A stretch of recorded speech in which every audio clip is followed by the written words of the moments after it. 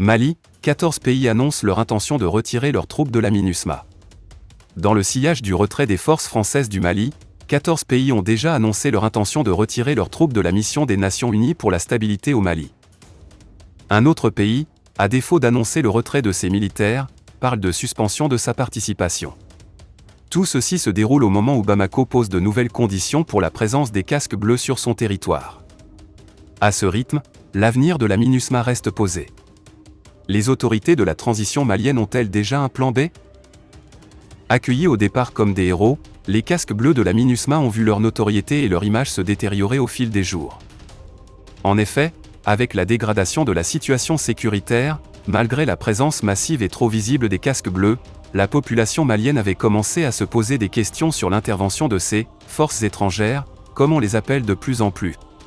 Au départ, à Bamako, on ne réfléchissait pas trop sur la mission militaire de ces casques bleus dont la présence constituait une aubaine pour les agences immobilières et propriétaires de maisons cossues situées dans des quartiers résidentiels où les prix des loyers ont atteint des pics.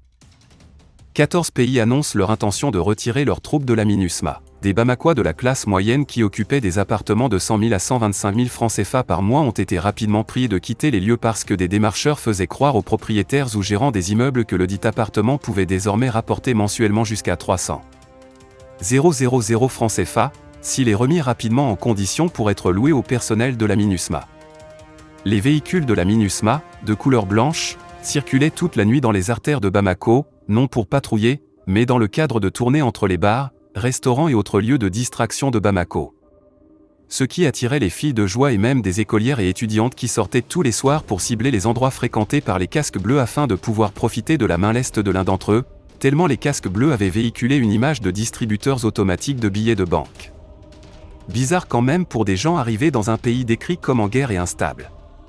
Il a fallu que la presse commença à attirer l'attention sur ce phénomène casque bleu dans la vie sociale des Maliens, avec naturellement ses méfaits, même si toute une économie est construite autour de la présence de la MINUSMA dont les marchés attribués à des fournisseurs pour l'approvisionnement en produits, carburants et autres, mis à part la spéculation immobilière.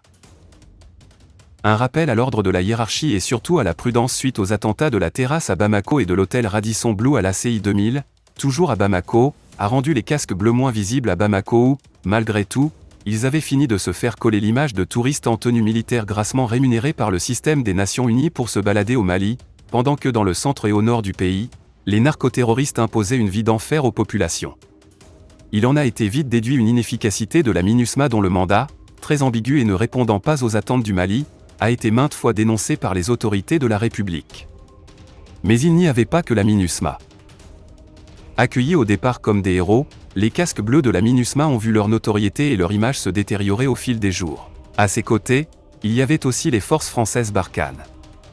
Malgré toute l'armada déployée, avec cette armée de plus de 20 000 hommes, démystifiée par une centrale terroriste de quelques centaines de combattants qui dictaient leurs lois, la MINUSMA était là pour insister qu'elle soit venue pour stabiliser et sécuriser le Mali.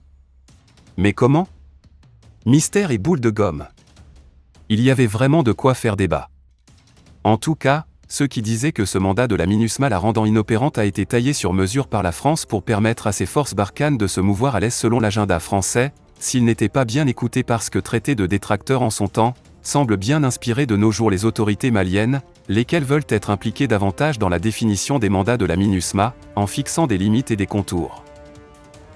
Une décision qui fâche évidemment parce que se heurtant à des intérêts comme ceux éventés avec la présence des prétendus militaires ivoiriens envoyés sous le faux couvert de la MINUSMA, mais pour, au contraire, se mettre au service d'intérêts privés, notamment pour être à la disposition d'une compagnie aérienne dont les promoteurs sont indexés comme étant proches de cercles des pouvoirs ivoiriens et sénégalais. Ainsi est rendu captif un marché très juteux de plusieurs milliards de nos francs pour le transport des troupes et du matériel de la MINUSMA. C'est dire que, si le Mali veut contrôler beaucoup plus les activités de la MINUSMA, c'est de son droit car l'histoire des casques bleus de l'ONU envoyés dans plusieurs coins de la planète est parsemée d'histoires de viols, de drogue et d'autres faits répréhensibles. Mais voilà que, d'ailleurs, cette MINUSMA voit son avenir au Mali compromise parce que 14 pays ont décidé de retirer leurs troupes, la France dont il fallait s'y attendre et qui a entraîné dans son sillage des pays européens, Danemark, Suède, République tchèque, Hongrie, Estonie, Pays-Bas, Italie, Irlande, Norvège et Royaume-Uni. S'y ajoute le Bénin confronté à des attaques terroristes de plus en plus meurtrières et entend rappeler ses troupes pour la défense de son territoire, en plus de la Côte d'Ivoire dont le président Alassane Ouattara entretient des rapports tendus avec les autorités de la transition malienne qui ne lui font plus confiance et surveillent comme du lait sur le feu ses troupes au Mali. Une crise de confiance. L'Égypte vient clôturer la liste en décidant de suspendre sa participation à la MINUSMA. Que va faire maintenant l'ONU face à cette situation ? L'État malien va-t-il gérer la situation soit en parvenant à maintenir la présence d'une MINUSMA remodelée selon ses exigences soit en constatant le départ de la MINUSMA et mettre ainsi en place un plan B pour remplacer les casques bleus sur le terrain ? Mais faudrait-il que ce plan B existe déjà ? Le contraire signifie qu'il faille y penser dès à présent.